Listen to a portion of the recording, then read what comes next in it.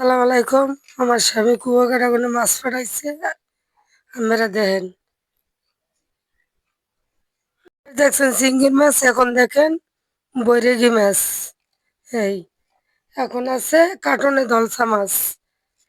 আমার স্বামী কুয়াকাটা করে পাঠাইছে, দলসা মাছ পাঠাইছে, বৈরাগী মাছ পাঠাইছে, চিংড়ি মাছ পাঠাইছে, পুমা মাছ পাঠাইছে।